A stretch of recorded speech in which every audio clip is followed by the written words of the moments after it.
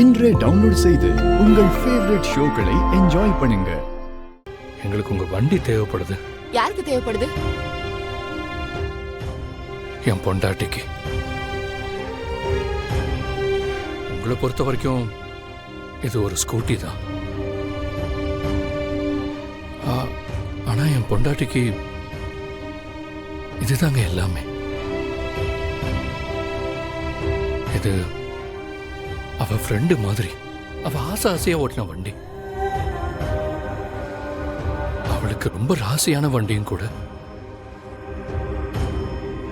இதுக்கு ஒரு பேர் வச்சிருக்கா, பாரதியா. இப்போ என் பொண்டாட்டியோட அப்பா ஹாஸ்பிட்டல்ல உயிருக்கு போராடிட்டு இருக்காரு. அவர் காப்பாத்துறவங்க. என் பொண்டாட்டி ஒரு பைக் ரேஸ்ல கலந்துகிட்டு முதல் பரிசு வாங்கணும். அந்த பணத்தை கட்டி தான் அவங்க அப்பா உயிரை காப்பாற்ற முடியும். அவர் ரொம்ப நல்லவருமா. அவர் உயிரை காப்பாத்துறதுக்கு இப்ப இந்த வண்டி எங்களுக்கு தேவைப்படுது.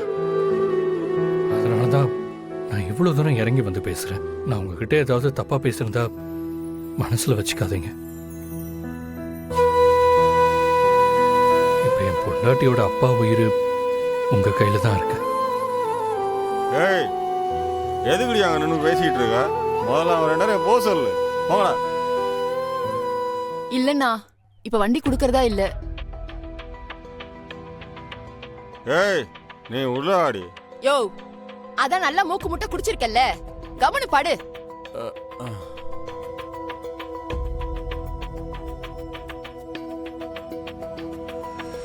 அண்ணா ஒரு நிமிஷம். அண்ணா, உங்களுக்கு லவ் மேரேஜா? சொல்லுங்கண்ணா. இல்லங்க, அரேஞ்ச் மேரேஜ்.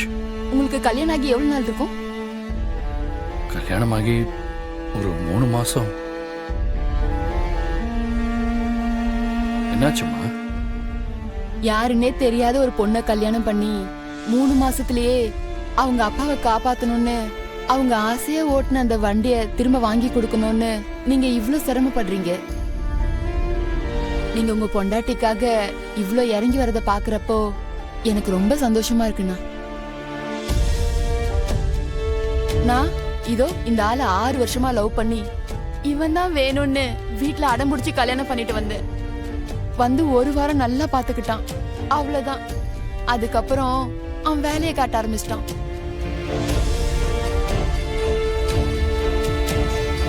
இப்ப தினமும் குடிச்சிட்டு வந்து இப்படி வந்து படுத்துக்கிடுவான். வேலைக்கு போறதே இல்ல. கேட்டா நீ வேணா வேலைக்கு போன்னு சொல்றான். நான் சம்பாதிக்கிற காசுல காலையில இருந்து ராத்திரி வரைக்கும் குடிச்சிட்டு இப்படி சோம்பேறியா வீட்டுல படுத்து தூங்கிட்டு இருக்கான். வேற வழி இல்லாம சகிச்சுக்கிட்டு இவன் கூட குடும்பம் நடத்திட்டு இருக்கேன். உங்க பொண்டாட்டி உண்மையிலே அதிர்ஷ்டசாலி தாங்க. நீங்க சொன்ன மாதிரி இது எனக்கு வெறும் ஒரு வண்டி தான். இப்ப இது என்கிட்ட இருக்கிறத விட உங்ககிட்ட இருந்தாதான் சரியா இருக்கும். அதனால என் வண்டியை நான் தரேன், கவலைப்படாதீங்க. நீங்க இதை எடுத்துட்டு போங்க. ரொம்ப நன்றிமா.